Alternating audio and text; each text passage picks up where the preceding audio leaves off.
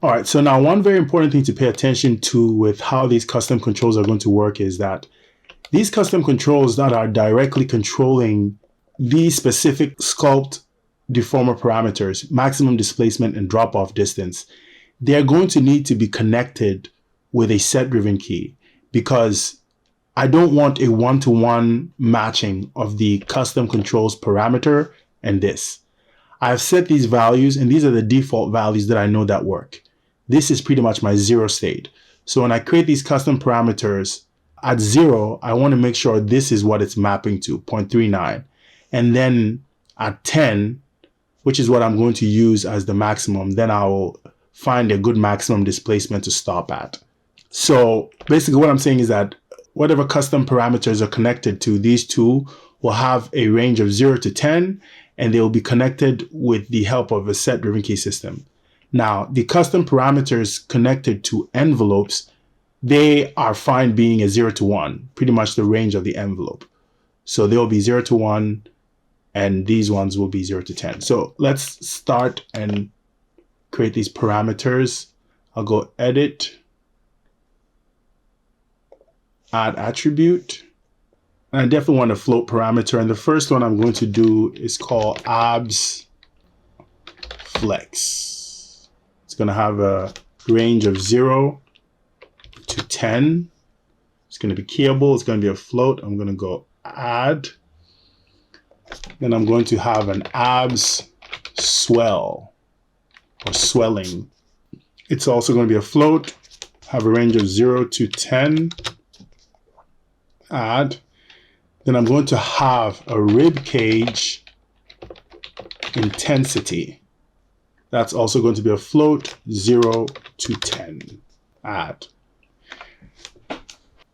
Now these next ones are going to be the ones that are connected to the envelopes of the blend shapes. So they're only going to be 0 to 1. And the first one is going to be abs toggle. It's going to be a float, also from 0 to 1. Add. And we have rib cage toggle. That's also going to be a 0 to 1. And we have stomach vacuum toggle. It's also going to be a 0 to 1. And the last one is the chest expansion toggle. And that's also going to be a 0 to 1. Now with the stomach vacuum toggle and chest expansion toggle, it would have been ideal for them to be 0 to 1, which is why I'm doing that. But they are not necessarily going to be connected to an envelope because there's no envelope system to connect them to. They're the ones that are going to require a little bit more complexity because of the mistake that I made that I don't want to double back on. Remember, I said I initially did want to give them their own blend shape node, but I didn't. So I'm going to use a complicated condition node to do it. And actually, it wouldn't be a condition node. It will be a color blends node, which is the old school way. Well, not the old school way. I'm sure pretty much the same way Advanced Skeleton is switching between IK and FK. It's a color blend node and allows you to do a conditioning system within a range of 0 to 1, but it's a float value. So that's what I'm going to be using to attempt to control these two targets.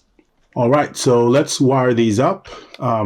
So the first one is ab flex, and that is going to be wired directly into the displacement. So this one we're going to need a set-driven key for.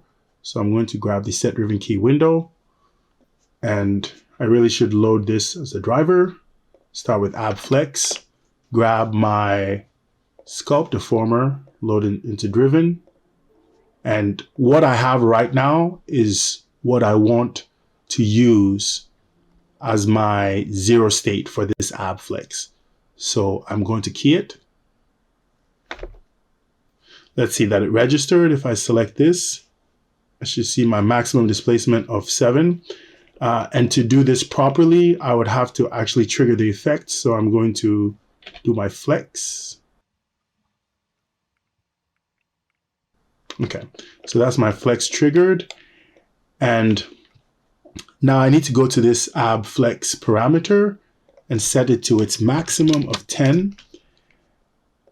And I need to come over here and find what this maximum value for displacement is going to be to get this intensity, this flexing. So I'm going to push. And yeah, it looks like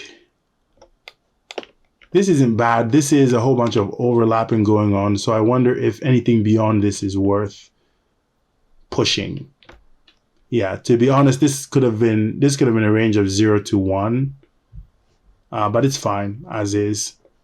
Either way, it's going to be these custom ranges that I'm going to be counting on. So with 10 and 1.2, I'm going to go key, and that should be it. So if I come to this parameter and I start to dial, yeah, I'm able to control the flexing, what I'm calling flexing, which I don't even think it should be called. This is more so the swelling effect I was thinking of. Let me set it back to 0 and confirm something, because I might need to detach this connection. The drop-off distance, yeah, that's not of any particular value if I increase it. No, the drop-off distance is of no particular value. So I don't even think the swelling effect that I thought I would need, I need. I think I have them backward. This effect would be the swelling, right? So it's an additional way for you to modulate how bloated it looks. I was hoping for it to just swell up. Well, it is, and it's swelling up the individual bulges to make it more intense, or to set it back to its original. Yeah, so I think I have the other way around. This parameter is not needed. So I'll go edit, delete attribute, and this parameter could be edited to be called swelling. So I'm going to go edit attribute, and I'm going to call what I have right now abflex. I'm going to call that swell. Yeah, and it changes the background name too, so that works. So yeah, this should be swell, and suppose setting it to 10. Yeah, it's not particularly impressive, but I suppose it might come in handy. Yeah, I don't know why I thought that maybe I was going to get a more localized effect. Actually, now that I think about it, I also do have to consider that maybe I picked a not so good range as far as the low end for this parameter. All right, so that's that with our new swell, which was flex. Let's move to the ribcage and wire that up.